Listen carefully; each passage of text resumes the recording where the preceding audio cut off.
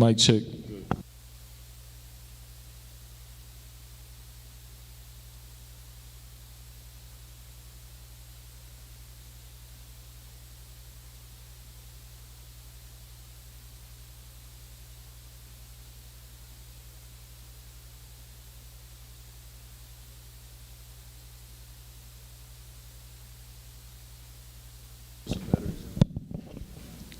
Good afternoon, AY. Happy Sabbath.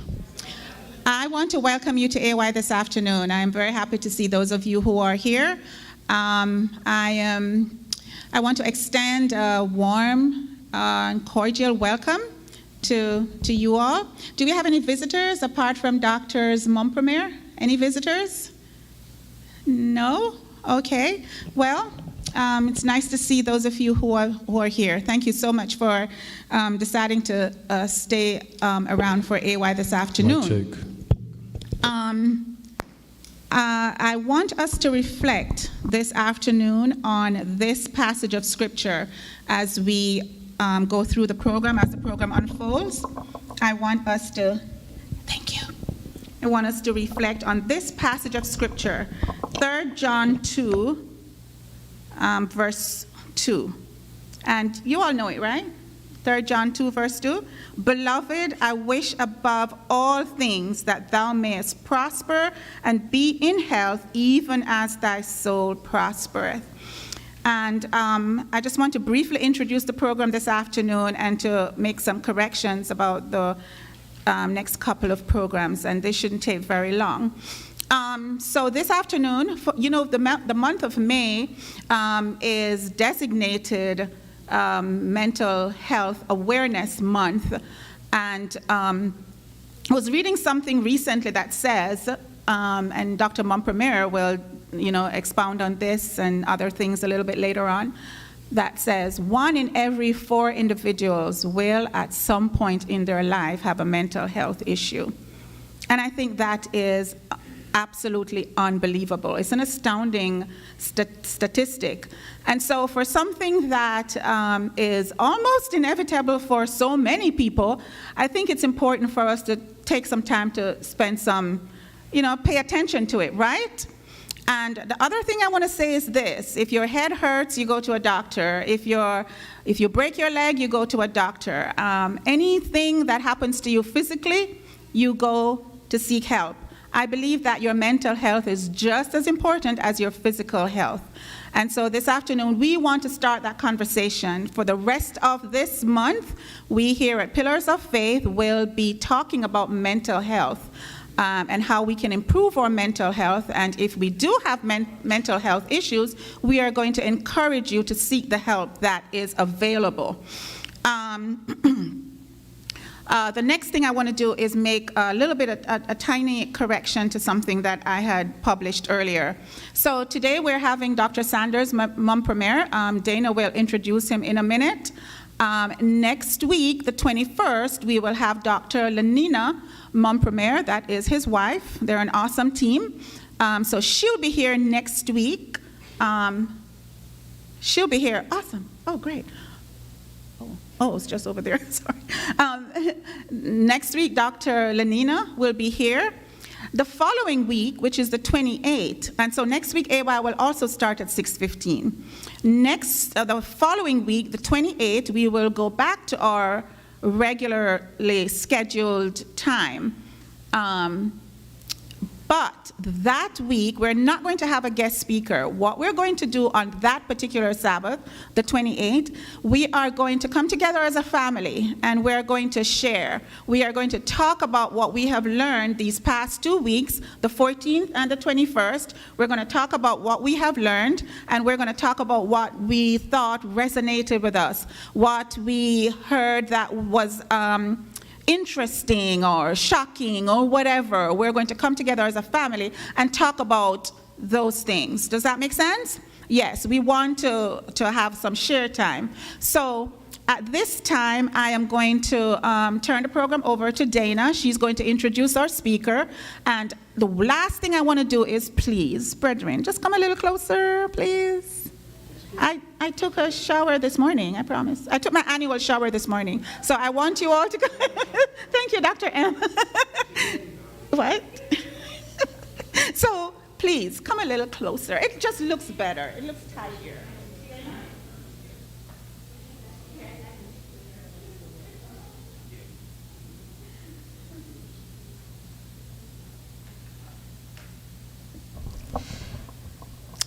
Good evening, everyone. Once again, we would like to welcome Dr. Sanders Mompremier along with his wife here to our AYM program this evening. And just a little backdrop on his experience so far. Dr. Sanders Mompremier is a psychiatrist with educational background, receiving his Bachelor of Science in Medical Technology from Columbia Union College, which is currently called Washington Adventist University. He also received his Doctor of Medicine from Loma Linda University School of Medicine, and then also his Atlanta, Georgia residency in general psychiatry and fellowship in child and adolescent psychiatry from Emory University School of Medicine. He is the son of a retired SDA pastor from the New Jersey Conference and has been married for 15 years to his lovely wife, Dr. Lanina Mompremier, and they also have 2 children, Jonathan and Isabel. They are both current members of Decatur SDA Church. We welcome you. Thank you for being here.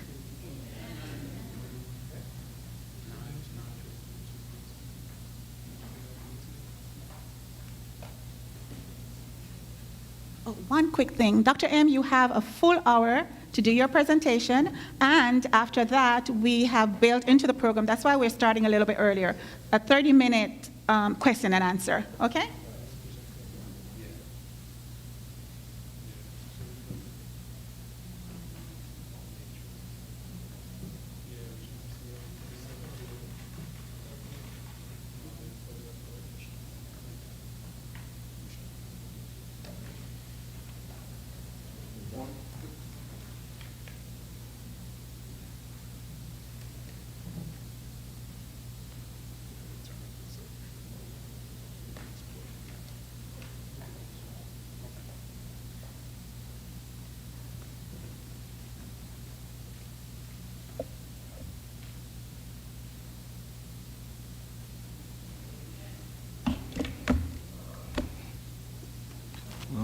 Good. Oops, 1 second. All right. No, this one's on, but I had a lapel too. Good afternoon, everyone. All right, so I am actually really hoping that our AV team here will be able to get something. It's just a lot easier, I think, of a presentation if you guys can actually see some of the things I'm talking about. That way it doesn't make it as abstract. But I want to thank you guys for the invitation. Thank you for getting all the things right as far as the introduction and all. Yes, my lovely wife. You had that detail. I think I left that out of the email. Thank you. Keep me married. Now, I have both the lapel and I'm not sure if both of these are on. Let me just move this. All right. So, to get started here, there's a couple things I was asked to talk about. One was depression. Actually, what I want to try to see if I can cover is what I consider the mood disorders. So that will cover depression and bipolar disorder. Now, most of the time I am going to spend on, honestly, is going to be really on depression. I am going to talk a little bit about bipolar disorder. And the reason I decided to do that is that's probably what you guys will run into more frequently. You know, you're a lot more likely to run into somebody with depression. I want you also to deal with medications and different treatment modalities. Mm-hmm. Okay? Yes. But I just wanted to set up that a lot of the time will be spent on the depression piece. So, what are we talking about when we're talking about depression? You know, because everybody experiences some unhappiness. That's just part of life. It's part of the human experience. You can't get around it. You can't get under it. You can't go over it. It's just part of living. There are things that happen to us that are unpleasant, and that's the way we were wired. And learning and going through those experiences is actually very important. It is appropriate, it is necessary, but most of the time, almost all the time, it's transitory, and it is, for a lot of people, an actual opportunity for growth. And so, but however, sadness, though, and depression are not the same. There are tied, they're related, obviously, but they are not the same thing. When depression persists, when the sadness persists and starts impairing anybody's life, as far as your daily functioning, as far as you being able to get up and get done what needs to get done in life, then we shift from this is just sadness to outright depression. And clinically, as far as technically, I guess what differentiates between the two is essentially the severity, how bad it is, the duration, how long it's lasting, and the presence of some other symptoms and factors. But it is somewhat a progression of something that is normal and something that is expected and just can't be avoided, to something that is now debilitating and impairing your ability to be able to do what needs to be done. Now, I did want to throw out, because sometimes I do a talk as far as depression and women health. So a lot of times you might hear the term baby blues. Again, that's something that's a little different than what it is I'm talking about here today. With baby blues, you have somebody who's going through, they're pregnant, they have a baby, they have a time where there's some worry, there's some sadness, there's some tiredness. That's that's not unexpected. If it happens, it's not something that's unexpected. And that usually goes away and resolves as life goes on. But postpartum depression is essentially just a fancy word of saying depression that happens either during or right after pregnancy. Just like I mentioned before when I was describing depression in general, is more intense and lasts longer than what you would consider to just be ordinary average baby blues overall. Now, guys, almost there? Okay. Sorry, I look back because there's a chart that goes along with this. Now, depression is something that's very common. And which is why I'm glad you had this invitation that you talked about just the prevalence of having something that's diagnosable. That's separate from something that took you out and you were debilitated, but something that's actually diagnosable in your life. Like she said, if you take everybody throughout from birth through the time they die, they probably had a period of time where they probably could have been diagnosed with a mental disorder. But depression in and of itself is very common. I was looking at a chart, if it's not up, they're looking at 2017, and they just went around and asking during that year, so now we're not talking about the life, during that year, how many people said that they were actually described essentially a situation where they would classify them as being depressed. If you're looking at 18 to 25, well, just in general, about 7%. And so if you're to line up everybody in this room, probably 3-ish or so. But that's important to think about. I mean, because if you look around and you start thinking that way, you stop thinking that this is something that's that's something that's out, that's something that doesn't exist. It happens frequently enough. If you're looking at the age of like 18 to 25, it was up to 13%. So more than 1 in 10 of the folks in that age range during that year, and again, this is pre-COVID, had issued that there's some variations between folks of different races, but the bottom line that's important to remember from that is that it is something that is very common. Now, another chart I wanted to show you guys, because I just mentioned the term pre-COVID, is depression is something that we have noticed has been more and happening with a higher frequency over time. The chart that I wanted to show you guys went from 2004 to 2019, again pre-COVID, and you could see a slow, steady climb. And they were just looking at youth. This is folks that were 12 to 17 years old. During those years, it went from an average about 10% to 15% as far as just meeting the meeting criteria for depression. Now, if you look at folks who were severely impacted, so they didn't just meet the definition, but it severely impacted their quality of life, being able to do what 12 and 17-year-olds need to do. That went from about 5 to 10%, and that's versus slow climb. And this unfortunately, when we're looking at population data, we're always behind. This one stopped at 2019, right before the pandemic changed our lives. And I guess I can ask for a show of hands, how many people feel that things got better during the pandemic? I don't think I see any hands up. They didn't. Now, why is this important for us to talk about? Why is this important for us to know about? Why is it important to have these sort of meetings? Because depression, there's a lot of societal consequences that come along with depression. That's not just directly to the person who's suffering. It actually impacts the community around them. So if you're looking at, let's say you have a parent, whether it's the mother, whether it's the father, most of the time when these studies are done, it's looking at the mother. You can track the negative consequences for that child just for just having a mom who was depressed during significant, important parts of their young life. Now, it's not the child at this point that was depressed. This is mom depressed, and you can follow how that affects the young one's life. Yes? I wasn't sure if the presentation was open to, like question and answer or discussion, or if the question and answer is at the end. Yes.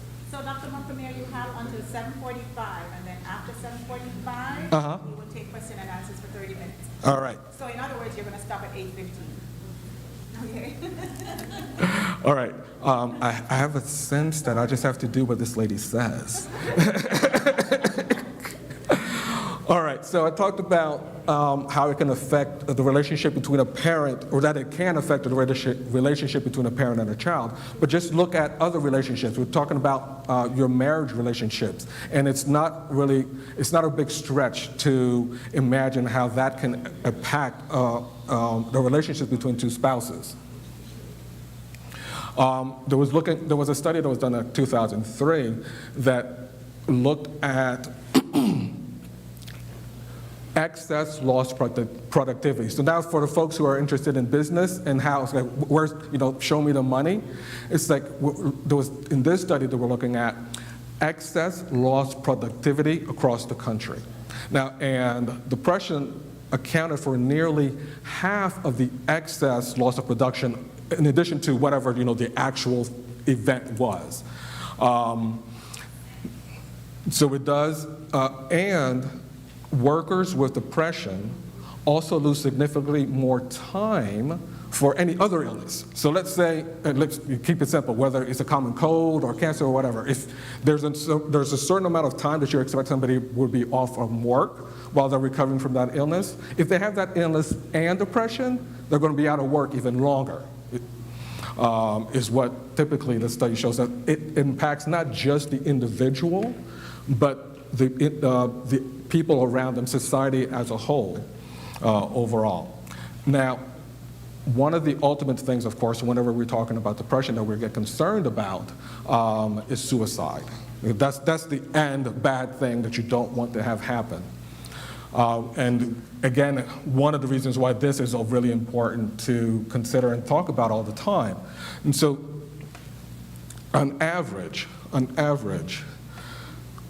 we have a suicide rate of 14 suicides per 100,000 people.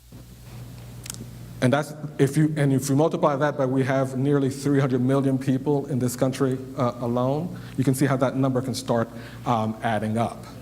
Suicide, when you're looking at the population overall, for everybody all put together, suicide is the 10th leading cause of death when you're looking at the population as a whole. But if you're looking at children, it is number 2. Why is that? Because, well, children haven't lived long enough to have years and years and years of high blood pressure, diabetes, cancer ravaging their system. So outside of accident, suicide is what actually causes the most death among children. Accidents is the only thing that surpasses that most years. And so at any given, this is 2017 again, we're looking at 4.3% of Americans had contemplated or really seriously thought about suicide. Now, you guys may have turned on the news recently and have a lot of politicians belly aching about the homicide rate in this country. So in 2017, there were 19,510 homicides, and that's bad. That is bad. It is something to be concerned about. There were 47,000 suicides. We're all belly aching about homicides, and yes, that is bad. But there we have nearly more than twice that amount of people who actually die by their own hands every year. So, I'll leave it up to the politician to decide what they want to call a crisis or not.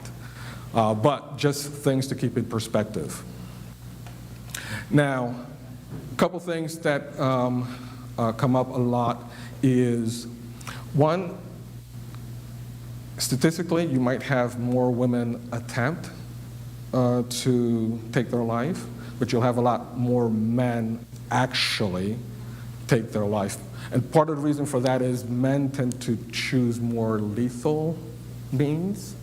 We at least have a chance to save your life if you took a pill. We at least have a chance to save your life if you, cut or whatever. But we don't have that chance if you use the gun. We don't have much of a chance if you, decided to hang yourself. But men are more lethal in their means, and the rate goes up when it comes to that as folks actually get older. So you start thinking about, he's 60, he's not at risk. Actually, no, he's actually more at risk. I said we can't ignore that population when we're looking at depression and concerns about suicide. Now, what are some signs and symptoms that may accompany suicidal feelings? Of course, talking about feeling suicidal or wanting to die, feeling hopeless, that nothing will ever change. That one for me is really crucial. We all, like I mentioned at the top, we all have things that we're going to go through, right?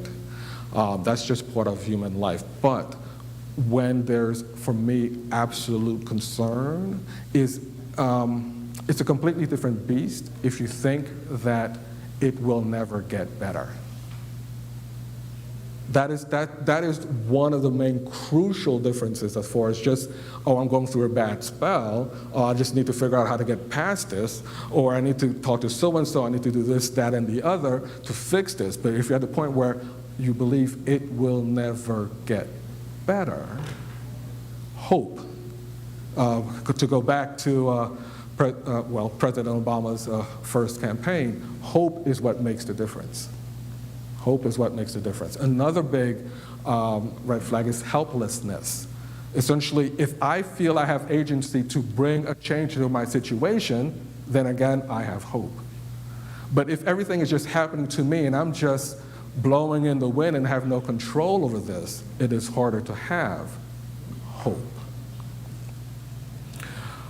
Now, some other things that can accompany these sort of feelings, of feeling like you're a burden on a family and friends.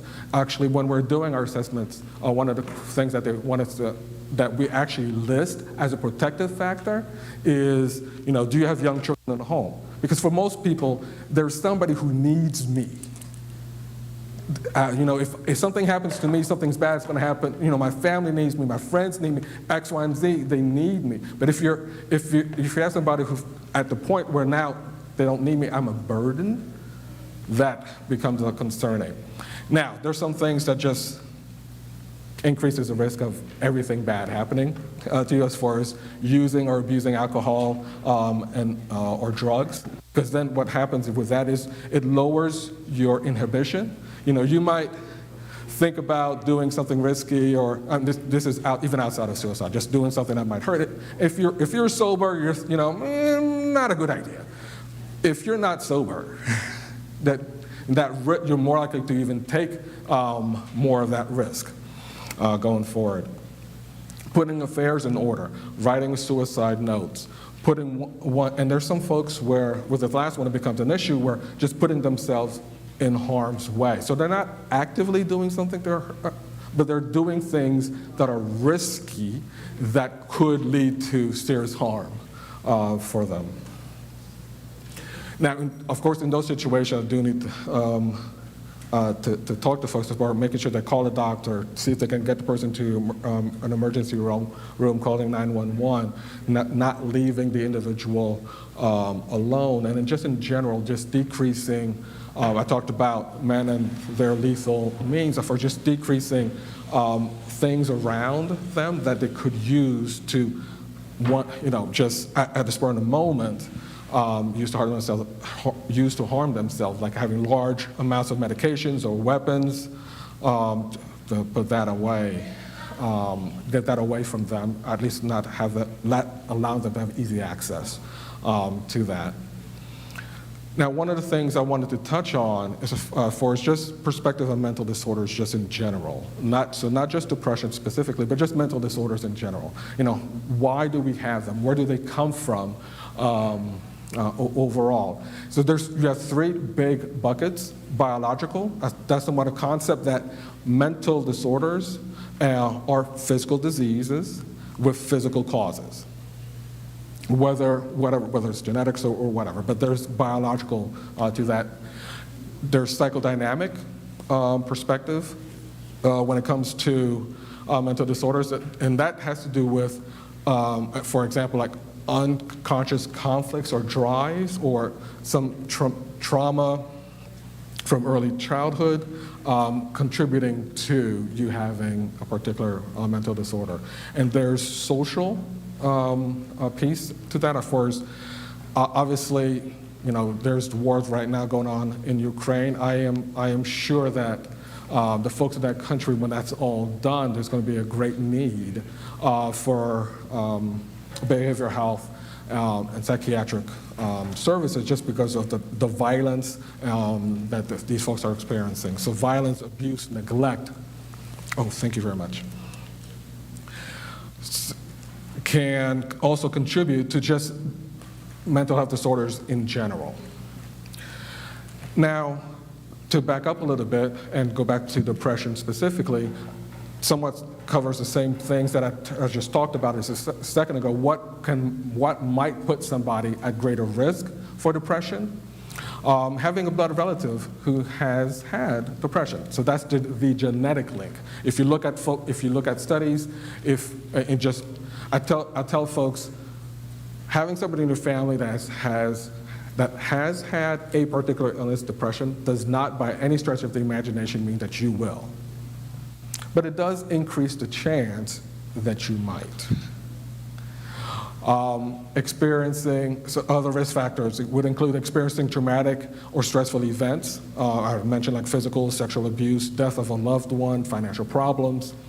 Going through a major life change, even if it is planned. Now, one of the examples that because I'm a child, adolescent, adult, I guess psychiatrist, I see everybody, as long as if you have a heartbeat, we can talk. Now, so when I used to see a lot more of the adolescents, I would have somebody who'd been, their 11th grade, 12th grade, doing well. They've had problems with depression, they're doing well right now, and they're about to go off to college, and we're in their senior year talking about whether we should, or is this a good time or a bad time to stop treatment. What the conversation I usually have with them is, well, okay, you're doing well right now. Why don't we, just keep things going. You go on and start your first semester, see how things go. Once the dust settles, if you're still doing well, then by all means we can have a conversation about stopping the medication at that time, because I know a major life change, good or bad, whether planned or unplanned, put somebody more at risk. So I am not sending somebody off. I'm not putting them on a plane and taking the medication at that time. It's like, no, that's... We're going to move you up there. Okay. Apparently I'm going to move. But I'll let them go, and then I'll meet them up in there in a second. So that time for me is a risky time, and not the time for us to stop. It's not the time that I would recommend that they stop treatment. Folks can do and not do whatever they please, but that's not the time I'm going to recommend that they stop treatment. It's like, let's get you out there, let's get the semester going. Once I know everything's good, we can have this conversation. I'm not against it, but maybe not at this time.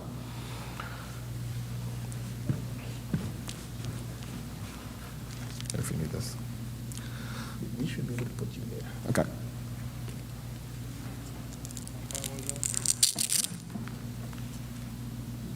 Take the switch.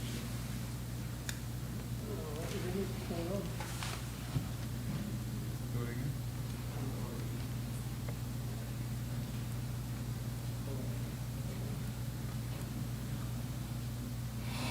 All right, so other risk factors for depression. I mentioned about major life change last. Having medical problems such as cancer, stroke, chronic diseases, that does increase the chance that we might have depression or another behavioral health or mental health disorder. Now, of course, it can also come as a result of some other medical problem, like I mentioned, but also medications. There's some medication that we know that can affect how people feel. So in the course of trying to treat your acne, we're using this medication, which might cause you to be more depressed. And of course, as far as risk factor, again, like I mentioned, for everything, using alcohol and drugs. Now, I talked about the depression being more than just regular sadness. So I used the term a bit ago for as criteria. There are specific things that if you go to a psychologist, if you go to a therapist, if you go to a psychiatrist, that they're looking for, essentially to check off the number of boxes to see if you meet full criteria overall. And so essentially, I was going to run through a list, and having 5 of these things occurring at the same time over a 2-week period is one of the things we're looking for. And there must be a change from your previous behavior or mood. So if somebody who knew you is like, this is different from the way Susie used to be. So you have 1, depressed mood, obviously. Well, most days or nearly every day. A total or very noticeable loss of pleasure most of the time. They're just not able to enjoy doing things that they used to be able to enjoy. A change in appetite, and that can go either way, either up or down. A change in sleep, as far as either sleeping more than typical for them or sleeping less than typical for them. For some folks, you might have a sense of agitation or just slowness. It can go either way. A loss of energy, a big sense of guilt or worthlessness, inability to concentrate a while, and the last one is recurring thoughts of death, of suicide. Now, there's other things that can be seen alongside with depression that may seem intuitive because I mentioned them before, but technically are not part of the criteria. That is like hopelessness, social isolation, low self-esteem, extreme sensitivity to rejection or failure, and difficulties with relations. Now, there's some things, if you're looking at children and adolescents, that may be a little bit different, because you're hardly going to find if I could, I think I'm okay. Are you guys okay? Depressed, but we're good. We're going to switch that. Okay. I don't want you to trip over that.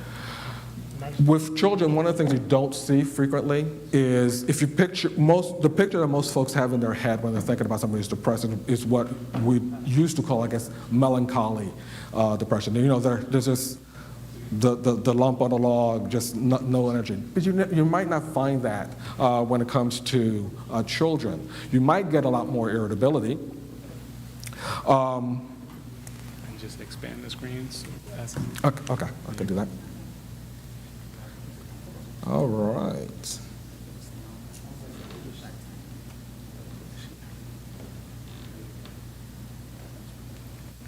Huh.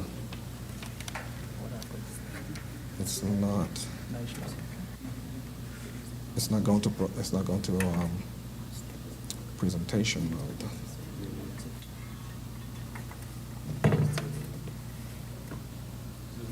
What is that?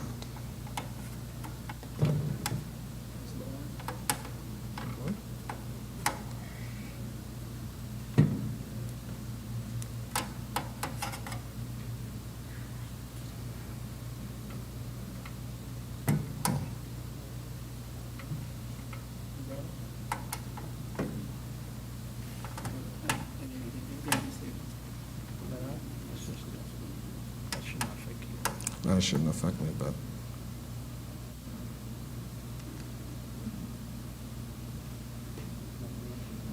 All right.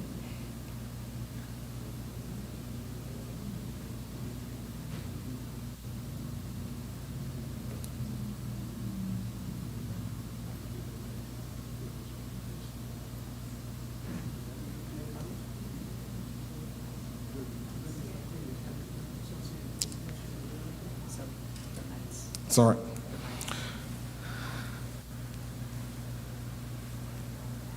Oh, okay. I think I see what happened. Hold on a second. I lost my cursor.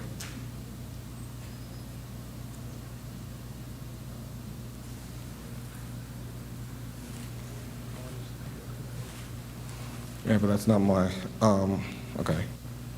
So they're using a different one. Oh, now you're clicking me. Clicking up there.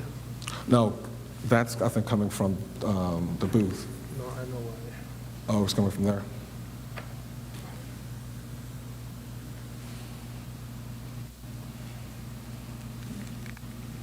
So,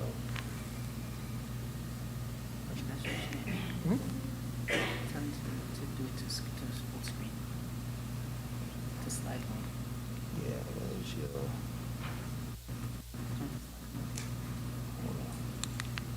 on. Slideshow, where's your mouse? Yeah, I'm not. It's going to show what's on the laptop right here. Say that one more time. Whatever's on your laptop is going to show on the screen. This one's going to so just get this one to the correct slide. Oh. It's not matching though, and I'm not sure why it's not. I'm trying to get the slideshow, but it's not getting. Yeah, it won't go to slideshow.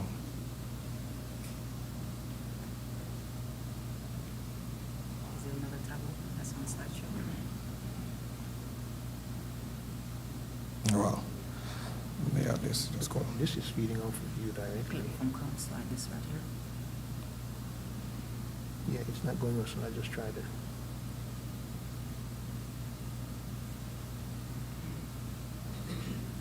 All right, sorry folks, That's all right. You got it? that's still not my slide. Okay, do the click, let's see what happens. Just move from one to. All right, so which one moves it up?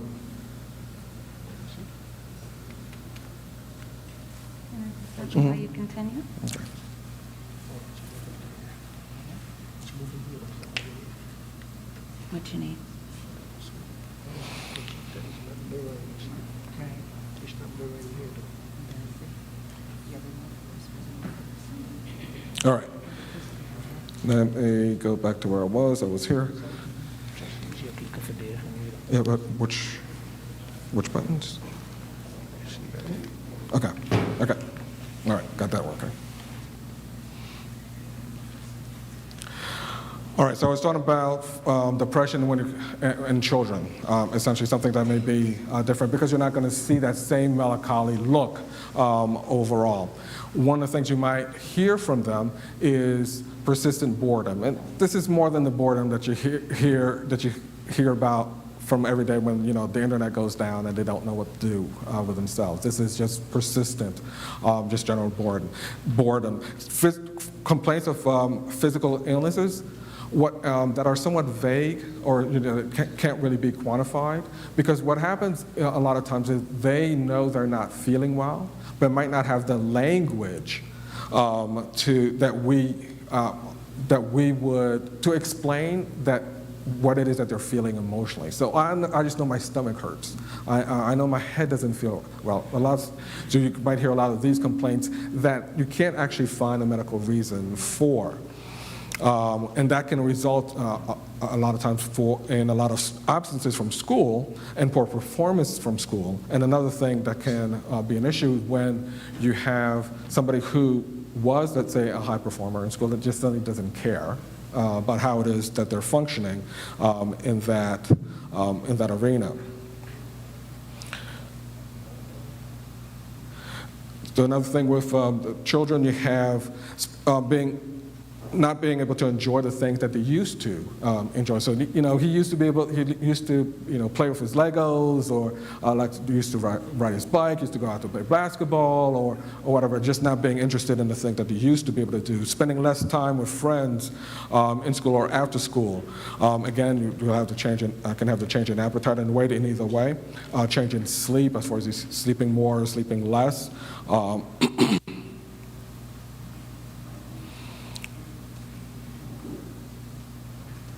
Now, I wanted to shift over to treatment overall. And so okay, now it changed.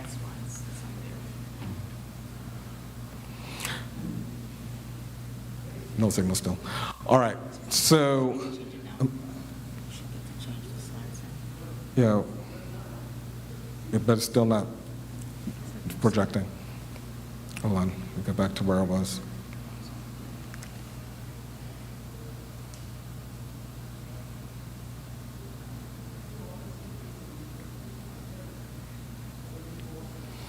All right, so when we're looking at treatment, there's several things that we can, there's two main avenues, essentially. And for me, they are tracks on a railroad track.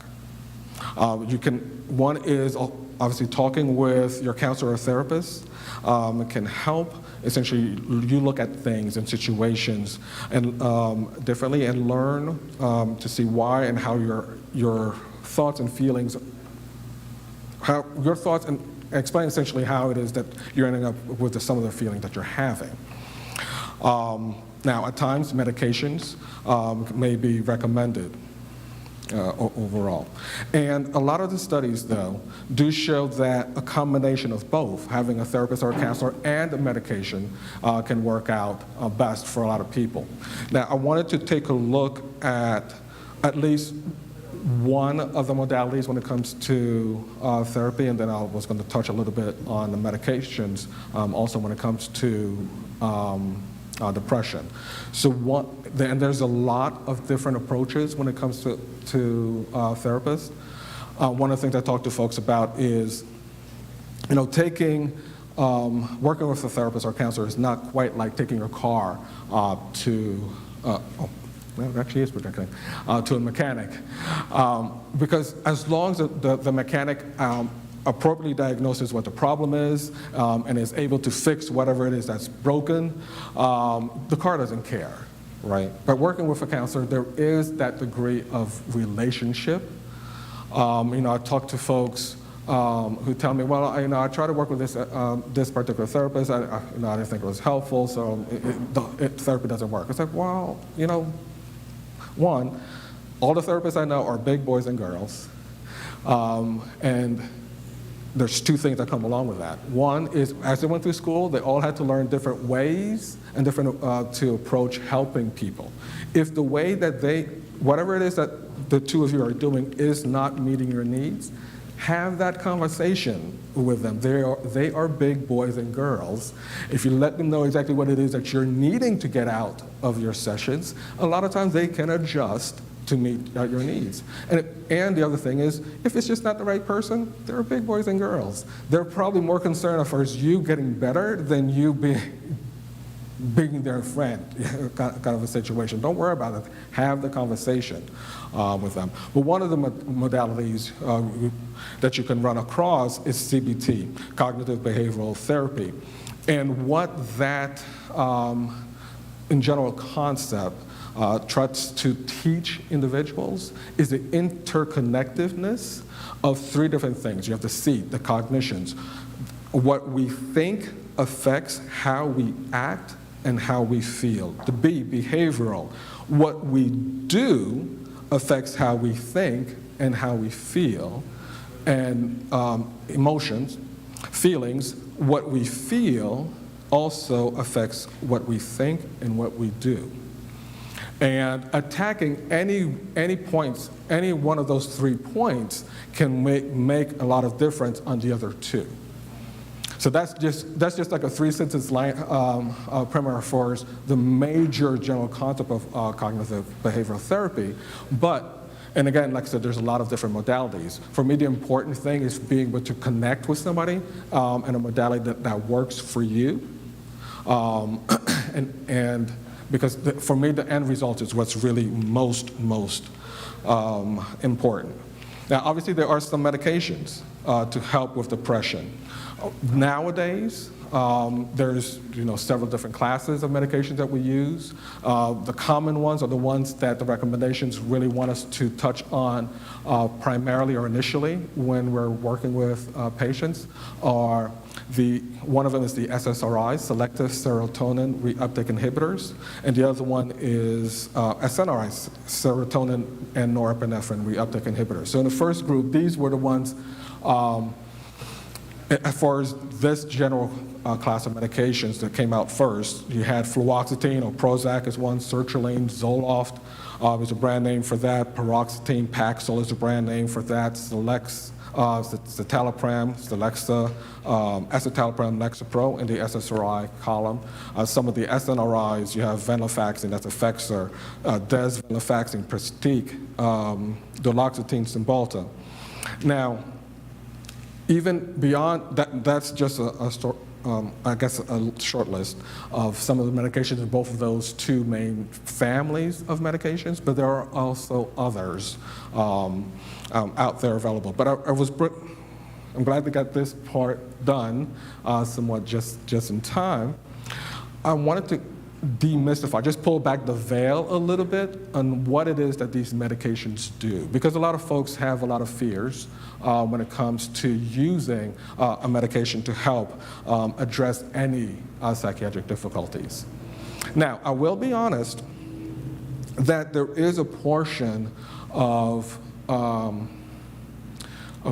what happens that if you ask me why does doing this give us the results that we get. And one thing I didn't mention, the SSRIs and SNRIs, those medications are helpful for depression, and they're also first line for like anxiety disorders. I know my wife's going to talk next week about anxiety disorders. But they're FDA approved for both. What it is that they do, and I'll go back to the name and that'll help out a little bit. The first one is SSRI, selective serotonin reuptake inhibitors. In our body, not obviously, but our body is made up of an untold number of cells, and that includes our brain and cells. Most of the cells in our brain that we focus on are the neurons.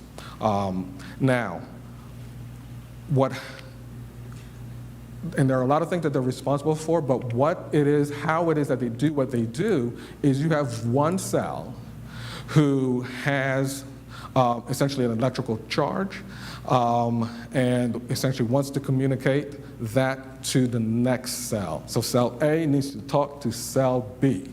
How does it do that? Well, they don't pick up the cell phone. They don't send a text or send a message through Facebook. What you have is cell A has these chemicals that it will make.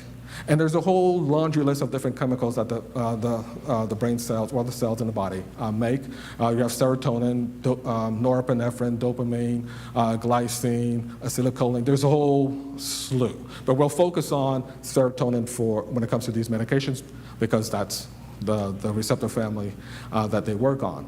So cell A has a message that it needs to send to cell B. How does it do that?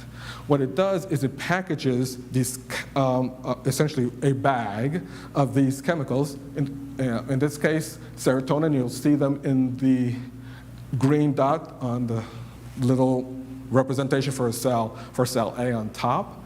I'll bag it up in a little bag and send it out to the space between cell A and cell B. So and it'll dump this chemical message, in this case serotonin, in the little space. Now, of course, you'll need a microscope to be able to see the space between the two cells, but it'll just dump those chemicals in that space between cell A, and cell B. Now, cell B has what I like to describe more like a baseball glove, just sitting out there waiting to catch these little balls that cell A sent out. Now, I don't know, anybody who's had a room knows if you're dumping a whole bunch of balls in your room and never picking them up, at some point you will end up with a gigantic mess. And my God doesn't quite work that way. So what did he do? He created a vacuum cleaner system to suck up the message that was sent out by cell A, but never picked up by cell B. Because if it just stays there, you'll just end up with one big, gigantic mess. Does this have a laser pointer? Oh, there, it does, okay. So here, you have this little vacuum cleaner. Its job is to pick up these little green balls that this cell never picked up. That's its job. Cell A wants to send a message, it packages up these little green balls, it sends it down, shoots it down to cell B. Cell B has these little gloves that pick up the little message. And to make sure there's not a mess, we have this pump that vacuums up whatever's left in that space. So that's, you guys just got a very brief graduate degree in neurobiology. How do these medications work? What the medications does is it slows down the vacuum cleaner. Why is that important? It means you leave more balls out there for cell B to be able to catch. So it essentially makes the communication between cell A and cell B a lot more efficient, because there'll be more of the green balls stuck in that space for longer and give cell B a chance to pick up the message and then do the same thing to the next cell overall. So it just makes things more efficient. And that, in a nutshell, is what these medications do. So a lot of times I do need to go through this and explain, because patients actually know, how does it do what it does? It's like, I can answer part of that question. I can tell you what it does. Now, what it turns out is when cell A and cell B are communicating a lot more efficiently, you feel less depressed, you feel less anxious. That's the end result. Now, we'll have to sit down with God as far as what it is that's happening between them beyond that. But that is what the medication does. Essentially, it just makes the communication between cell A and cell, it's not creating new messages, it's not changing, it's not having cells that, talk to cells that they've been used to, it's just making more efficient communication between cell A and cell B. Now they're communicating better, you feel better. Now, I mentioned the second class that I mentioned, there we have the SNRI, serotonin, norepinephrine reuptake inhibitor. Same exact principle, just with now, instead of just green balls, they chose to color a norepinephrine orange balls, but same principle. It just slows down the vacuuming up of the message sent from cell A to cell B, leaving cell B a greater chance of being able to catch the message.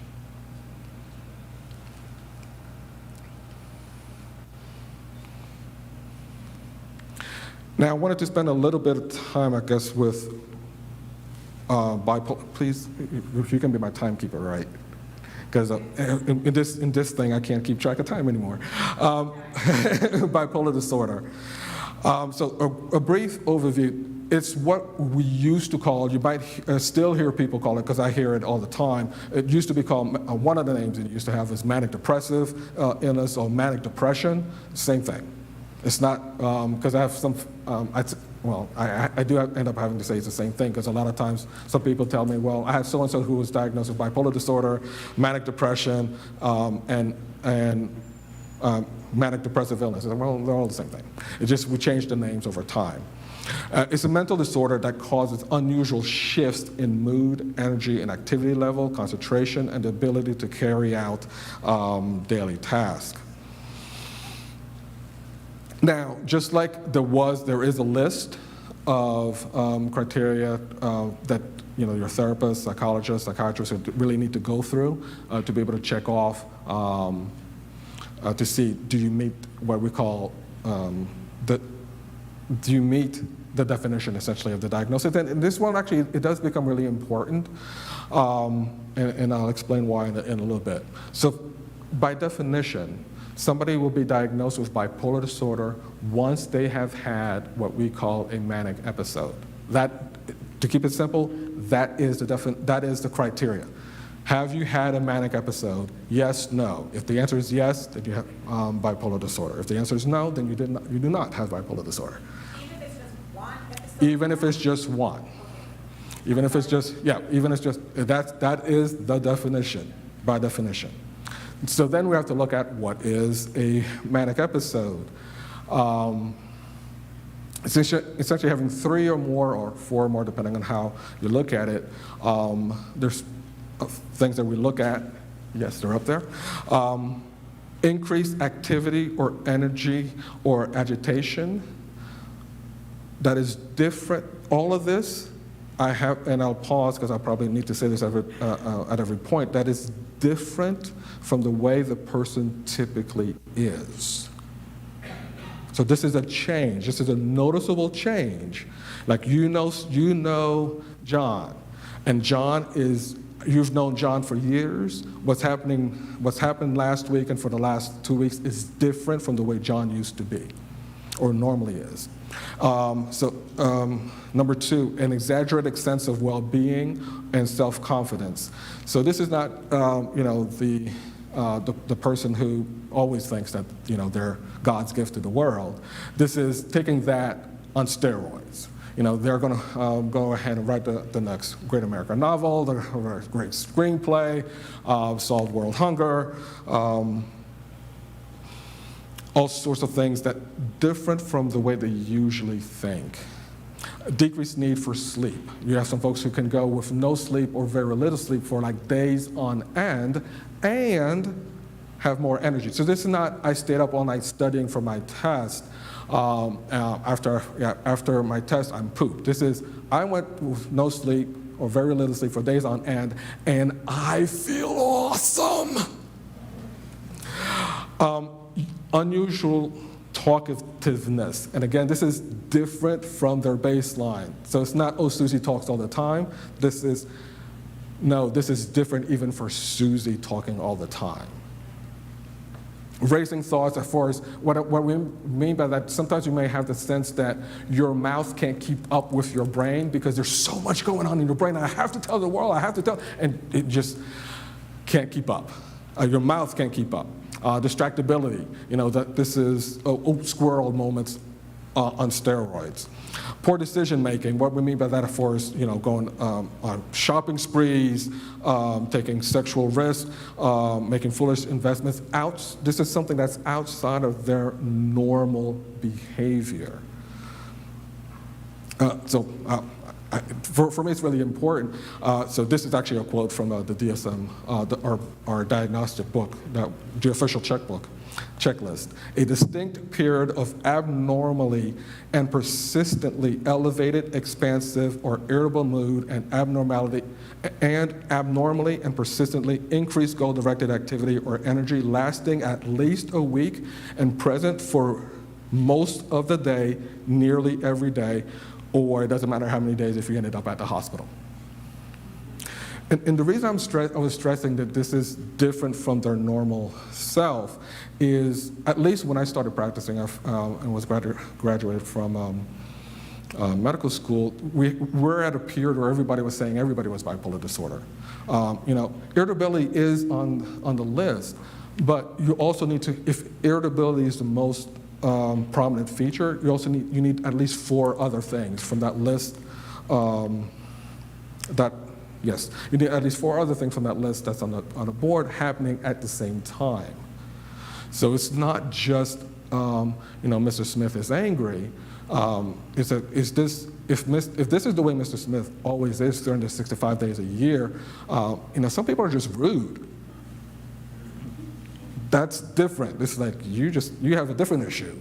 But this is different from the way you normally are.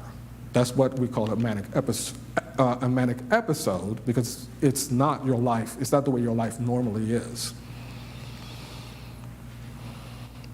So if you have had a manic episode, then you have what we would call bipolar 1, if you had a manic episode. Now, there's some folks who, this very same list that I went through, that can meet, they've had 3 or more of these happening over, that week period.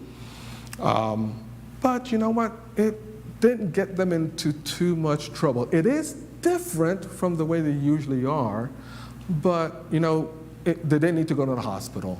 You were able to have some reasoning with them. It didn't go it wasn't out the park. If you're playing baseball, they didn't hit it out the park. It was, a double or a triple, just not a home run as far as how bad it was. That we call a hypomanic episode. So the list is the same, it's just how bad was it? By definition, if you landed in a hospital, that's manic. So folks who've had at least one hypomanic episode and have had a major depressive episode, they have bipolar 2. Now, you may or may not have noticed, for bipolar 1, it does not require that you ever in your life had a major depressive episode.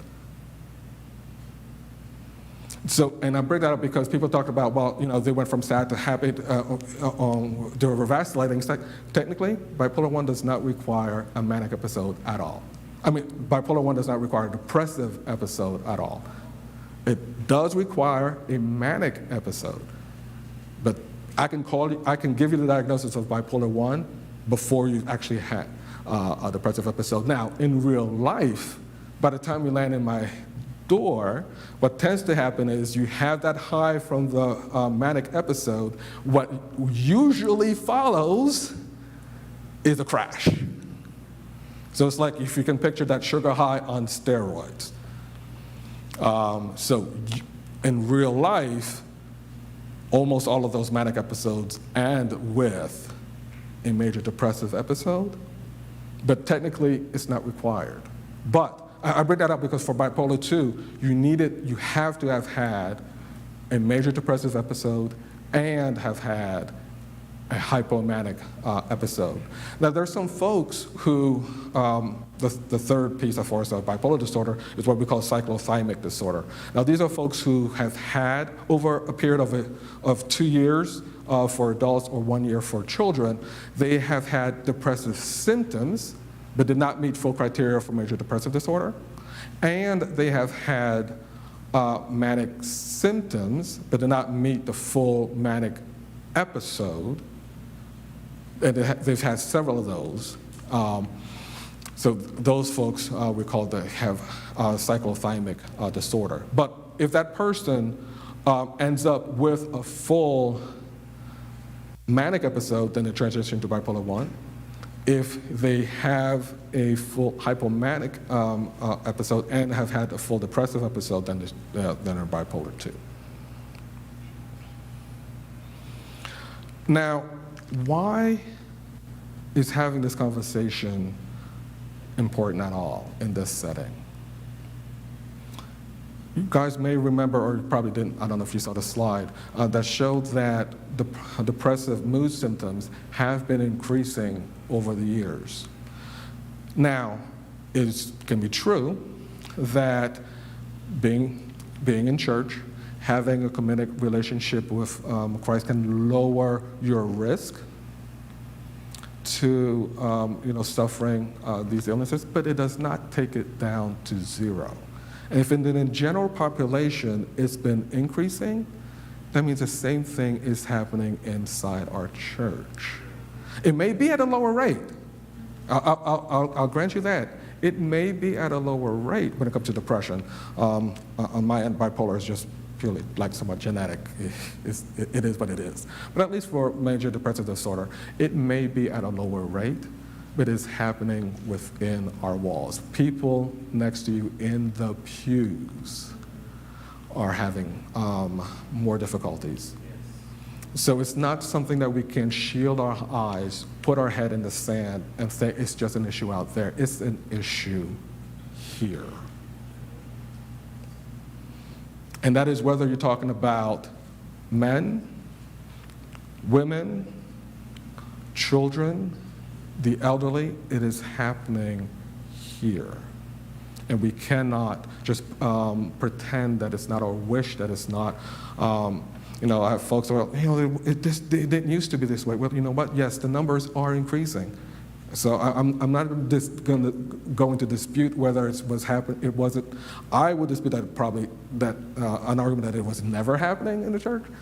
But in general, in the general population, and people in the pew make up the general population. The rate in the general population is increasing. Therefore, it is reasonable to expect that the rate is also would increase in a church. And one of the things that what it means then is, what do we do? How do we handle that? If it'll make some people a little more comfortable, I'll talk about a devout Jehovah's Witness female I saw many years ago, who came to me, and she was having a serious problem with depression. And what added insult to injury is that her community of faith, the initial contact she had was, they were telling her that this was because she didn't have enough faith. Her relationship with Jesus was broke. Well, not Jesus, sorry. She was, her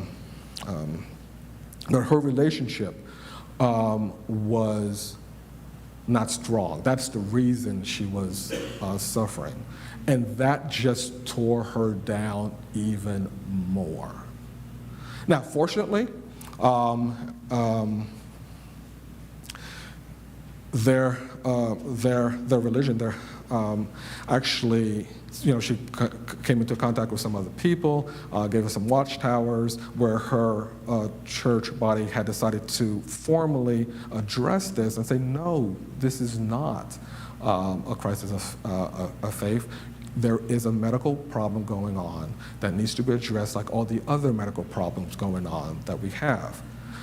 So I'm really glad that she was able to get into contact with that. But there's nothing new under the sun. We hear the story of Job, how Satan went up in the courts and God said, have you considered my servant Job, right?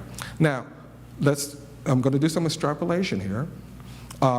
He was a man whose life God himself could single out as being exemplary, good, right? I'm going to assume that his friends, birds of a feather, hopefully flock together. His friends were probably decent people too, well-meaning individuals.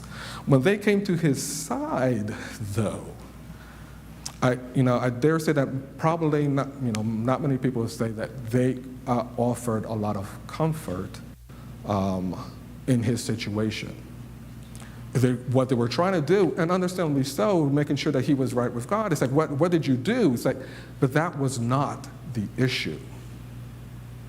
What worries me is, as we're going through this crisis, is folks within walls as these who come in and are not able to get the support that they need. So I'm very glad that we have this forum, that you guys were willing to step out to have this forum, just to put it out there that these are issues, these are problems that we deal with within these walls. One of the things that over the years, and I shook your pastor's hand on the 4A, but a trend that I've been noticing is more and more pastors at least are getting more exposure to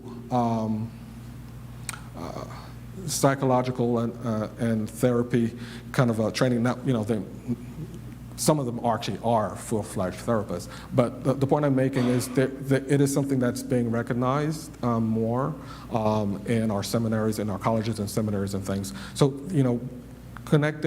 starting out with talking to your pastor, your clergy, I think it would be important. And most of the ones that I've run into are wise enough to know where their limits are, as far as I can help you to this degree, and then do a proper handoff or suggestion that a handoff happens to somebody who can take you further down the road to recovery. So that's one of the things that for me that's actually through this whole thing has been somewhat heartening, is that I know more of our clergy are at least aware of that's something that they need to be on the lookout for.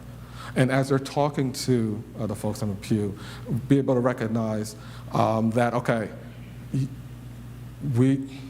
I can offer you X, and for me there is no shame in the fact that there's some sort of behavioral health or psychiatric challenge that somebody have. But for me, it's really important then to also go ahead and take the next step. And if talking to a professional is needed for that step to happen, it's perfectly fine. In my book, yes, I'm a psychiatrist, and doing the medicine piece does keep a roof over my head and feeds my children. But if you want to go ahead and start working with a counselor, that's perfectly fine. But again, most of the therapists are perfectly well trained enough to know, okay, I can take you this far, but I think we need to take the next step if you haven't already. So considering also adding on a medication to help folks along that journey overall.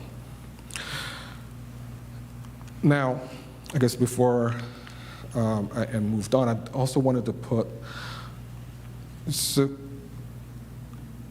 I don't know if she mentioned I went to Garden State Academy, but she didn't mention that my dad is a retired minister who worked his whole entire career essentially in the New Jersey Conference. But what was not on the bio is both of my parents are from Haiti. And I bring that up now because you have a lot of folks, if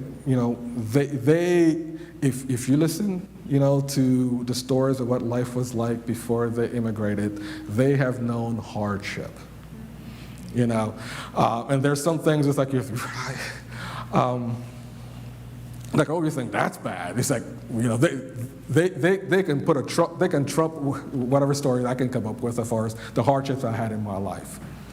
But the reason I bring that up, though, is this. What I would consider to be, and what I did consider to be life-ending struggles when I was in middle school, 40 years later, it's small potatoes. It really is. It really was, But that is completely different from when my middle school self, that was my reality. That was my world. I could tell the world is going to come to an end with this problem that I have. So I bring that up for us, making sure that we're not trivializing some of the struggles that, let's say, some of our young ones may bring to the table, because we have 40 more years of wisdom. It's like, well, in the grand scheme of things, it might not matter. But that's not the point. At the moment in time for that adolescent, it is their perception is reality. That is their reality. The fact that I think that's not the point. So I also do try to caution folks sometimes as far as minimizing some of the struggles that our young folks are having. Yes, they're different than the struggles my parents had. And my dad definitely might think that what my daughter thinks is the end of the world is completely ridiculous, because he's a grandfather and it is ridiculous, but it is what she's struggling with today. And it needs to be addressed somehow today. So that is the other piece I wanted to make sure that I did put out on the floor. Now, of course, there are some things that we can do to help ourselves. These, if you can read them, are not new things to anybody, I'm sure, sitting in the pew, as far as making sure that we are doing what we can to aid our body in healing itself and keeping healthy, as far as eating a healthy balance. I think this is probably like the fourth time I say stay away from alcohol and drugs, because stay away from alcohol and drugs. Regular exercise, making sure we're getting the amount of sleep that we need. Now, this is one that I need to, reread every once in a while, taking time to relax. So temperance in everything. Yes, work is important. We need to, don't be lazy. But temperance, when it comes to that, learning new and better ways to take care of problems. If what it is that you're doing is not working, continuing to do it is not going to make it better. We need to find a different way. Learning which activities make you feel better and do them. Talk to families and friends, having a strong and active spiritual life. And I think you started with this text. It is my last slide also. As far as, beloved, I pray that you may prosper in all things and be in health, just as your soul prospers. Now, I can open the floor if it's okay. She says it's, no, I finished my thought, but didn't want to open up the floor. I guess now if there's questions, because I know I went through a whole bunch of stuff on a very superficial level very quickly, but for me, the struggle is when I put slides together, do talks together, is I have to guess what it is that might be important for you to hear. The question and answer part, I don't have to stop guessing, you can actually tell me what's important for you to hear. I see a hand back there. Addressed it, sorry. I don't know if you addressed it. However, one of the things that I am seeing is a lot of drug-induced mental illness. My question is it reversible? All right, so it's somewhat of a complicated question. Yes? Oh, did it slide? Oh. It's too late. It got unclipped. All right, can you hear me? All right, and the reason I say it's a complicated issue is there are times where you have the chicken or the egg. There used to be, I guess, a bigger issue for chicken or the egg in some circumstances. Meaning, for example, did Mr. Smith start drinking, then get depressed, or was he depressed and that's what got him drinking to begin with? And where that used to matter somewhat is back, I'm sorry, realizing I'm getting old. So when I started training, there was a strong push to let's get Mr. Smith sober first, then see what's left, then treat his depression. That is no longer the way folks who do addiction medicine think. They're like, if he's drinking and he's depressed, let's treat both concurrently. So then you get out of the chicken or the egg loop, per se. Now, so that's one scenario, because it can go either way. Meaning, alcohol is a depressant. So what I have to explain with some of the folks that I work with is, or I see at work is, a lot of people would, and you cannot argue with this, and sometimes you just have to be honest with folks, because if you're not honest, they can't take you seriously. So let's say you have somebody who takes a drink. Now, this is not somebody who has problems with alcohol. Can it be argued that it doesn't make anybody feel better temporarily? That would be a lie.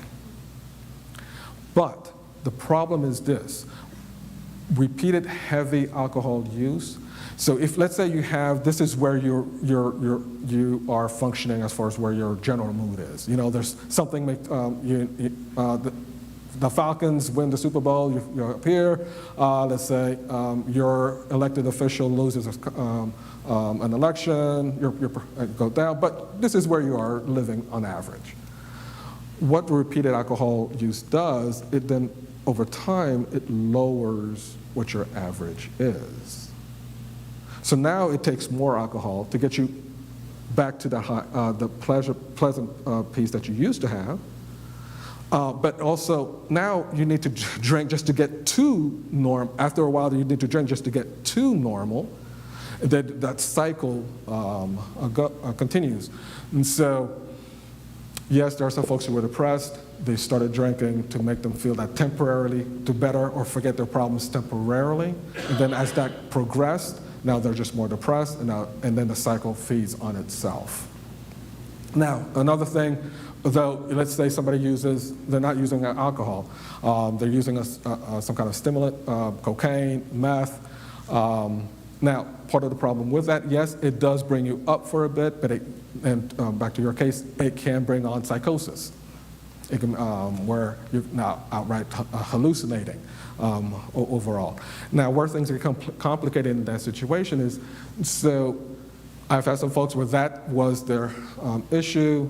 You know, sober them up, they never have a psychotic episode again for the rest of their life. Great. But what if, remember that slide that had that there's some biology and there's some environmental pieces that all can contribute to having mental illness in general? What if that was the straw that broke the camel's back, right?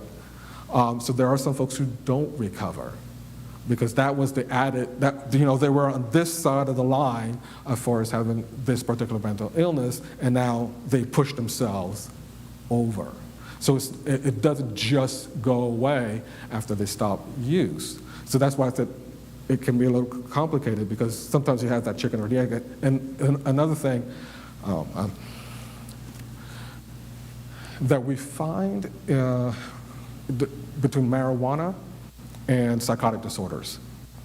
For some, there's some folks where that same thing I described with a stimulant use for like cocaine and meth, there's some folks when they smoke marijuana, that is enough to shift them over now obviously, that's not the issue for most people, but those folks were genetically predisposed. They weren't close to the line, essentially. That can be the thing that tend to push you over the line, so you have to be careful with that. Did that answer your question? Okay. I see a hand in the back. I didn't hear you elaborate much on what a lot of black families are experiencing in this country, and particularly in this ADD. And it's ironic because a lot of people will construe ADD and flip it and turn it into BAD, that these kids are just bad. And where do you fall rather in diagnosing, in the diagnosis of children? In fact, I believe that a lot of parents should have their children diagnosed, and should the kids become labeled, that brings with it additional services that can help the child academically through school, which a lot of white people take advantage of that, and a lot of black parents do not. So where are you with that reality? So you're correct. I did not address ADHD at all because she assigned me mood disorders, and I get the sense I really need to follow her directions. But you're correct. ADHD is definitely something that is out there. It is, grandparents aside, it is real. And one of the conversations I do have with folks, with parents a lot is that what breaks my heart is when you have somebody, a young person who has the aptitude, they are smart enough to succeed academically, but because they are having this additional struggle, it's not succeeding academically, and worse, feel that school is not for me. And even though the parents are somewhat concerned that, well, if we treat them, it might lead them down a certain path. But if you have a young person who's in school, thinks school is not for them, then what are you going to do in school if you think school is not for you? You're going to get yourself in trouble and then hang out with other folks who don't think that school is for them.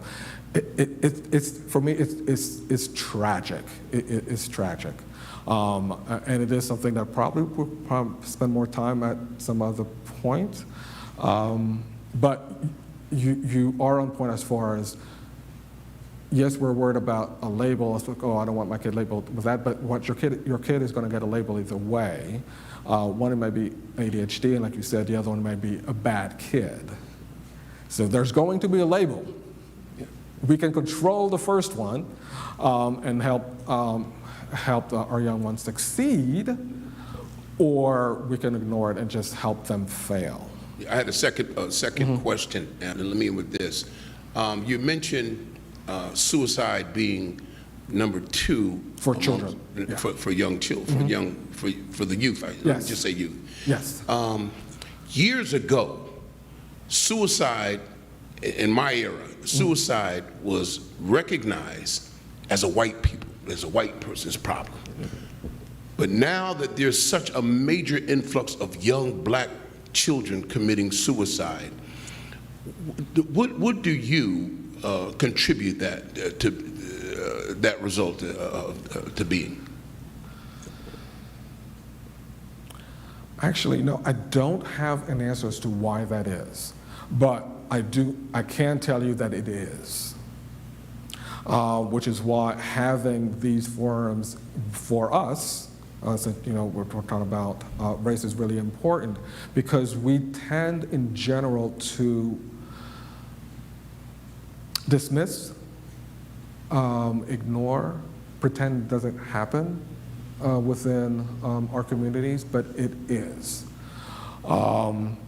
But in all honesty, I don't have a reason as to why it is. Well, let me back up. It is increasing across the board, period.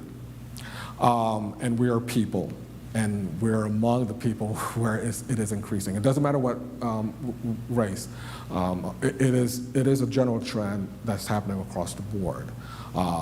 We were not spared from that. I think initially when we noticed that trend, there might have been a little bit of time where we lagged behind, but that did not last. I see a hand up here. Oh, I know she had the mic before.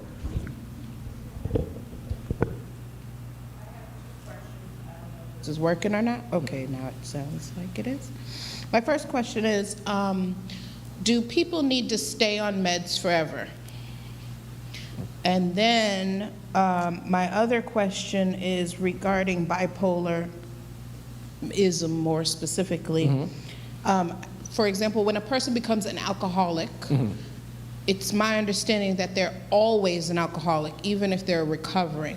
Is that the same with being bipolar? Like you'll always be bipolar, even if it's in maybe remission or whatever it would be called? All right, so I'll take the first question first. How about that? It just keeps my life simple. How long somebody needs to be on a medication. So what I talk to folks about when it comes to depression, and then I'll get to bipolar disorder. When it comes to depression, what the recommendations state is we want the person to be doing well for at least 6 months, ideally 6 to 12 months. If we can get them to close to agree to continue to take the medication for 12 months, that's better. But a bare minimum 6 months. The reason for that is if you follow people along, people who had problems with depression came and got treatment, got better, but then stopped treatment in less than that 6-month window. A high percentage of folks started sliding back very quickly to having the problems that they were having. And we can decrease that number significantly if they have been doing well for at that bare minimum 6 months to 12 months. Now, I do use my words intentionally. There's a difference between doing better and doing well. I tell my patients I start my clock when we're doing well. Now, there's young folks in here. Let's say you're in school, right? And you have a 15% in your math class. I see you in 3 months. You have a 50% in that math class. That is significantly better. You are still failing. That is the example I use apart, the difference between better and doing well. So I start my clock when we're doing well. Not just, I'm not as bad as I used to be.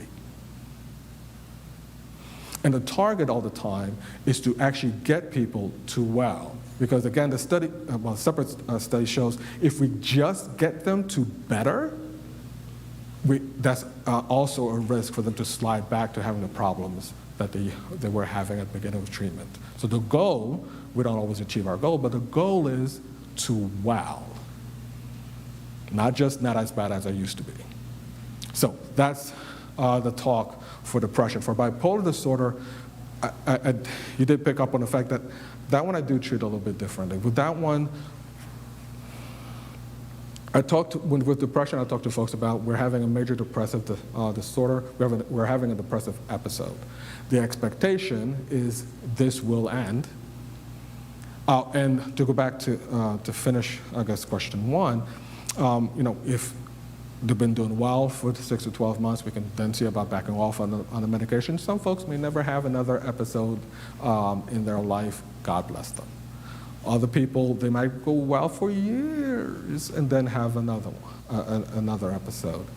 But then you have some folks who, they're happening with some regularity. I'm not talking about every year or whatever, but this is episode number 4, 5, 6. The recommendation doesn't have a set number, but after a while, then you need to have a conversation, ma'am. We may be better off if we just continue on with the medication. And again, I'm talking about depression here. If there's been repeated episodes, even though they recovered, but this is the 7th time.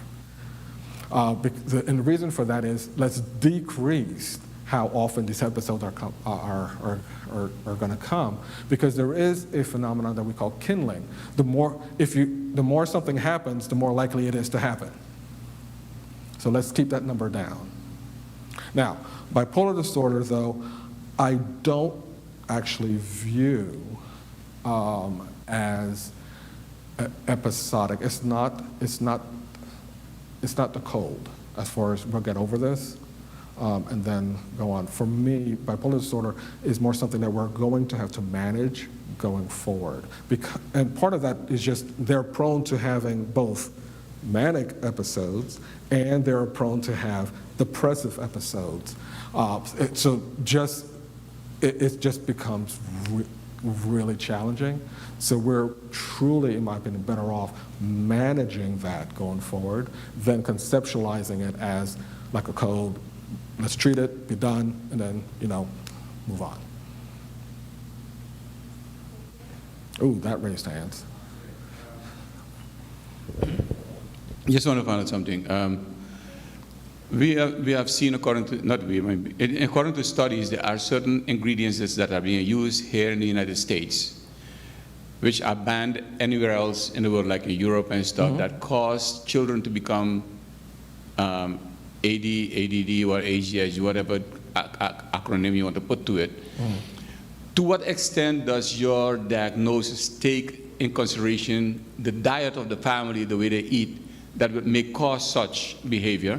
The next question is, to what extent it also goes on, let's say you have diagnosed somebody with any problem, psychiatric problem, and that person now comes to that point where they basically considered healed, or basically healed. But because of the medication that was given to them, make them feel better, that it becomes psychologically dependent on the medication, and think that if I don't have it, I will fall back. How do you trim them out of it, or whatever, for them to stand on their own and have that confidence to continue without medication? Gotcha. Again, I didn't bring, I guess, with me, information about ADHD. This is like the second or third question. We might need to think about that. So with that, there's two things. One is we do, and part of my job is I'm a physician, so I need to think about illness. If somebody comes in to see me, I have to try to figure out what the problem is. And so you talked about ADHD, but let's bring it back to depression. I need to think of the whole person. That's what I need to do as a physician. And so I need to take a look at, is this person having severe anemia? Is that why they're feeling like their batteries is drained? And they're going through life in slow motion. Is their thyroid working correctly? Because if your thyroid is working too much or too little, that will affect your mood. And so those are some things that the physician needs to think about holistically, because there are a lot of different reasons why somebody could appear depressed, and we need to manage that. And I tell folks, it doesn't matter how much, pick a medication, Zoloft I throw at you. If you're severely anemic, we need to fix that, because you'll never feel better. Regardless of how much Zoloft I throw at you, we need to address this problem too. Even if it's not 100% of the reason that you feel that way, it actually might be, but even if it's not 100% of the reason you're feeling down, being hypothyroid will make it worse. So in that context, the point you're bringing out for us, if there's something else that might be, I guess in general, is there something, to generalize your question a little bit, is there something else that may be going on that makes the young one look like they have ADHD? And that's part of my job when I'm doing an assessment. If Johnny's not sleeping, I can get any kid to look like they have ADHD. I just need to sleep deprive them long enough. I don't need to add any chemical. I just sleep deprive that kid long enough, he would look like he has ADHD. So that becomes then a conversation I need to have with the parents. It's like, you know what? Yeah, him going to bed at 4 o'clock in the morning, getting up at 5, probably not the best thing for the 8-year-old. And so the first part was ADHD. The second piece, please remind me. The first part was ingredients that may cause ADHD. All right, so when folks have looked at that directly, and actually I'll tie that in also to a more general question as far as a more general question. And so with the red dye, or sugar even, when folks have looked at that, if you do a robust, placebo-controlled, large population study, there generally has not been a high enough signal to have a very strong recommendation for us one way or the other. Now, that's and to talk generally, I also have a lot of folks who say, well, can I try St. John wort or ginkgo biloba or some other natural ways to try to address, let's say, their mood and depression, to bring it back to that. if they tell me what it is they're thinking about doing, as long as I don't have a concern that it will bring them harm. So if a parent wants to first do an elimination diet, to go back to specific ADHD that you're talking about, if they first want to try to do an elimination diet, yeah, go ahead and do that, and then we'll see what comes out of it. If it's good enough, if it's enough to turn the world around, great. I don't have a problem. My goal is to get you well and functioning to a highest potential. If that's what all it took, that's great. For most folks, though, it's not enough. Even if and it's not a strong enough signal for it to account for all the folks that do struggle with that. Same thing with the depression. I have a lot of folks who tell me, well, I want to try to do this or that first. Again, as long as what it is that they're wanting to do, I can't find a harm to them trying it, I say go ahead and do that. But here's what I do before they leave the office. Work's going to schedule you a follow-up appointment in 6 or 8 weeks. If whatever it is that you want to try first is helpful and you're great, go with God. If not, we have these medications that we can discuss that have been shown to bring about benefits. So again, as long as whatever the patient or the parent wants to do, as long as it's not harmful, doing this will be harmful, like doing an elimination diet, taking out the red dye, your kid will not be harmed by them not eating sugar. Your kids will not be harmed, or additional sugar. Your kids will not be harmed by taking out that. So it's perfectly free and fine, and I encourage it. Go ahead and try it. We'll schedule a follow-up. If that's good enough, great. If not, we can supplement. The second one was psychological dependency. Yeah, all right, so that's with that one. So with that one, we have some illnesses that we treat, like the young lady asked about conceptualization between depression and bipolar disorder. So there are some things that we treat that their expectation is we will get past this, and sometimes we reach our goal, other times we don't. There are other things that we treat. I mentioned bipolar disorder with her, the schizophrenia, where this is not an episodic illness. This is something that we're going to need to manage long term. So with that, it really depends what it is that we're tackling. For depression, the expectation is you're not going to be depressed for the rest of your life, and it's worthwhile to see about backing off on the medication. Other things, it's not.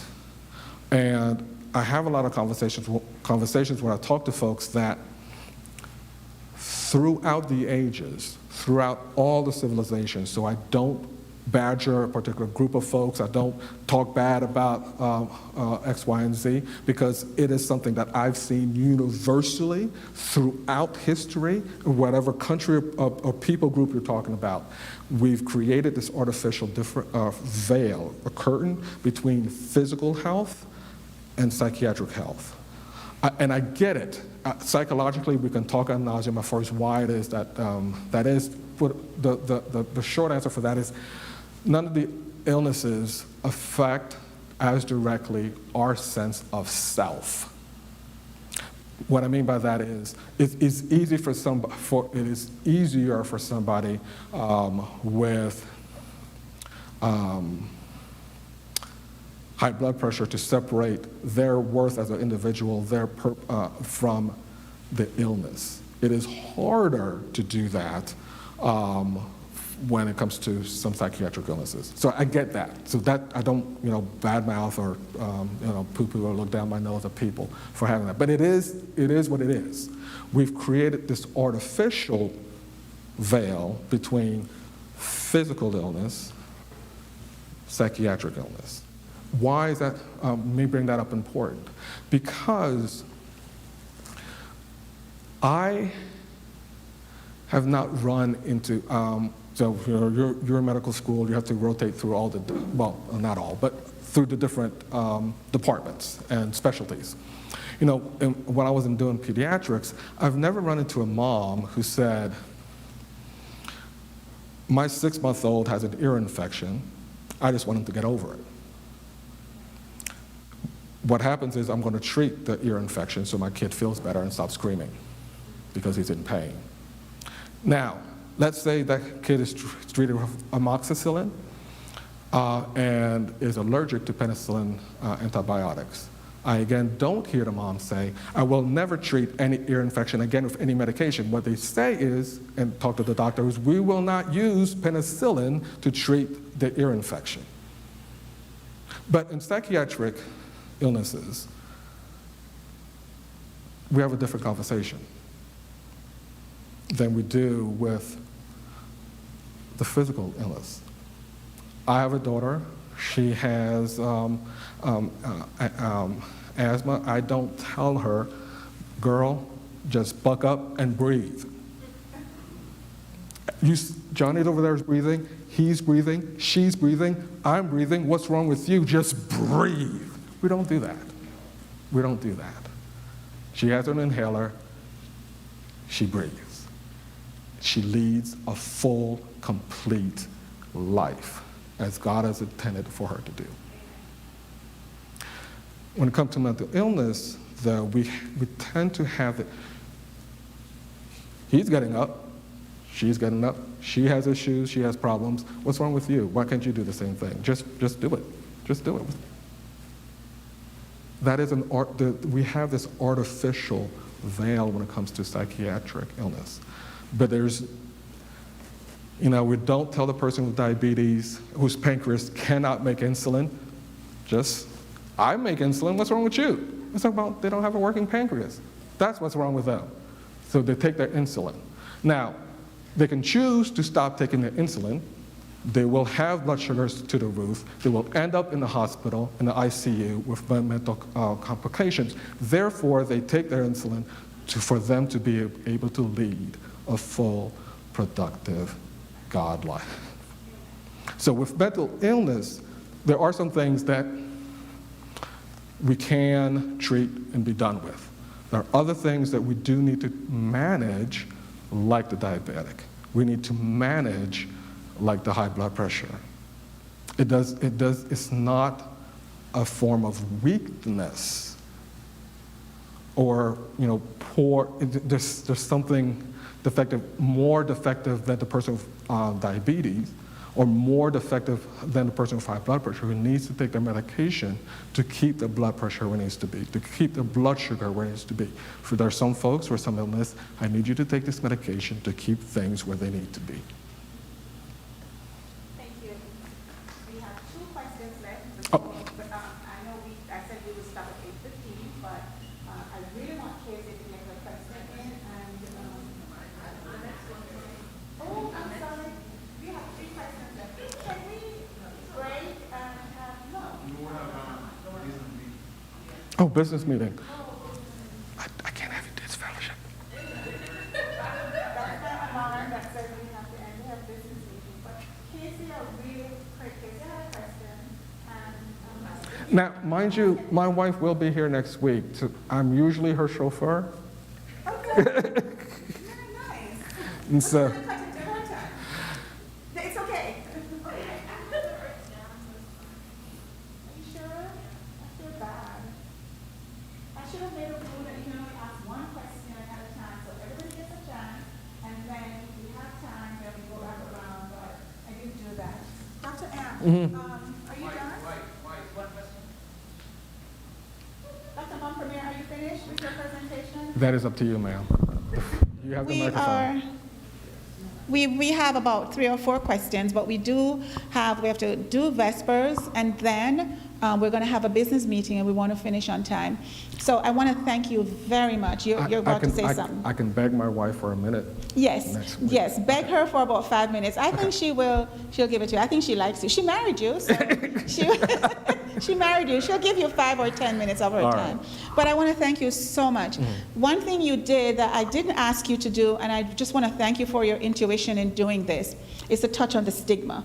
You touch the stigma without even saying there's a stigma. when you talk about the artificial line, there's a stigma. And I'm glad you touched on that, because there are a lot of people who retreat into their closet and they deal with their mental issues, their emotional mental issues in the dark, because it's their dark, deep secret, and they don't go for help. Right, so we have to deal with the stigma, destigmatize it, demystify it, so people can come out of their closet, come out into the sunshine, and get the help that they need, right? Absolutely. Also wanted to ask you one question, but I'm not going to. I am going to write my question down too, and then next week when you come back with Dr. Lanina, we'll pick up from there. But thank you so much. Thank you. We couldn't pay you for this. You know that, right? Thank you so much. You're welcome. At this time, I want to invite the elder and the church clerk to come forward, do your announcements and your vespers, and then we'll go into our business meeting. Just a quick thing. My sister was admitted for observation. Please keep her in your prayers, and we'll keep you posted. Okay? Thank you so much. God bless you.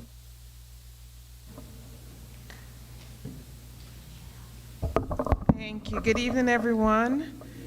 Just a few reminders. As mentioned, our business meeting will be held immediately after Vespers this evening. Church board members, tomorrow at 10 a.m. we will have our church board meeting here at the church.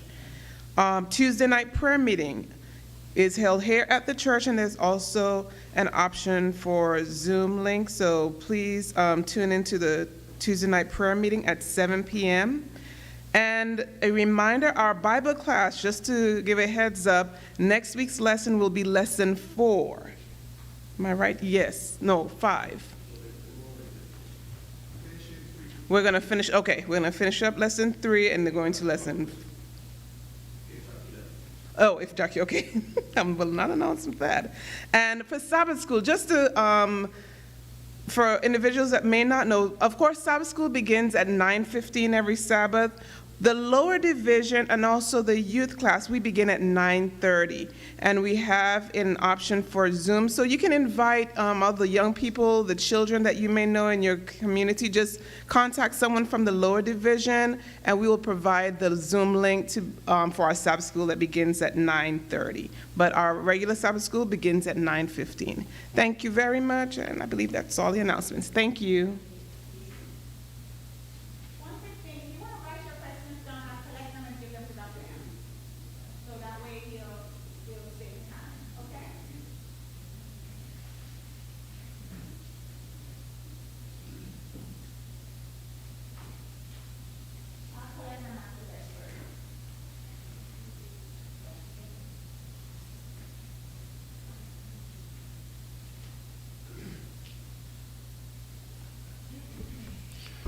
It is a joy to be in the house of the Lord.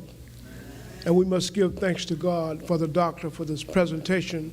And we give thanks to each and every one of you for being here tonight. We praise God that we can continue to walk in his stead and follow his word. Our vesper thought for tonight is God, the helper of those who seek him. The Bible said in Psalms 121, I will lift up mine eyes unto the hill from which cometh my help. My help cometh from the Lord who made the heaven and the earth. I am so glad to know that God is still on his throne and that God is still in charge of our lives.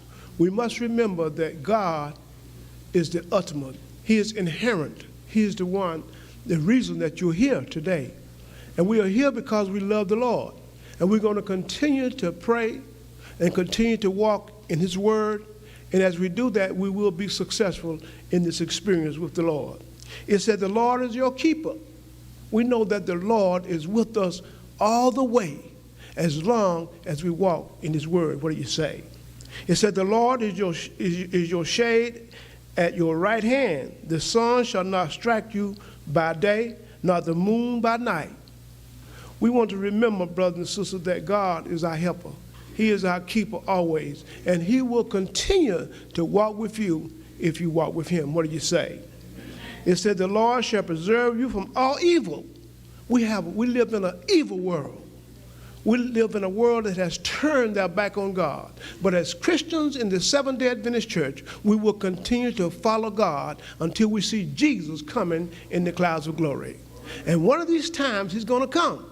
And I pray that every person in this room will be there when Jesus comes. Because I want to stand on the sea of glass. What about you? We're going to continue to pray. We're going to continue to give thanks to God. And he said, if you trust him, he said, he shall preserve your soul. Stay with God, and he will keep you and preserve you. The Lord shall preserve your going out and your coming in. He's there. Oh, yes, he's there. And we're going to continue to do that. And said, from this time forth and even forevermore, we're going to walk with the Lord. So continue, my brothers and sisters, to pray and give thanks to God every day of your life. Because when Jesus comes and we have a chance to stand on the sea of glass, it's going to be a day of jubilee. What did you say? Let us bow here in a word of prayer. Our Father, our God in heaven, we thank you today, Heavenly Father, for everything that you have done for us today. You have brought us a word from on high. We have tabernacled with you. And we know, oh God, that no better place in the world can be than in the house of the Lord. So continue, oh God, to bless us and hold us tight in the hollow of your hand. Breathe on us your Holy Spirit, and we will walk in your stead. We thank you today for Jesus Christ, and we thank you for our church, Pillars of Faith. We're going to continue to look out into the community and tell somebody that Jesus is soon to come. So bless us and keep us, we pray. And we pray this prayer in Jesus' name. Amen. And thank you, and have a good evening.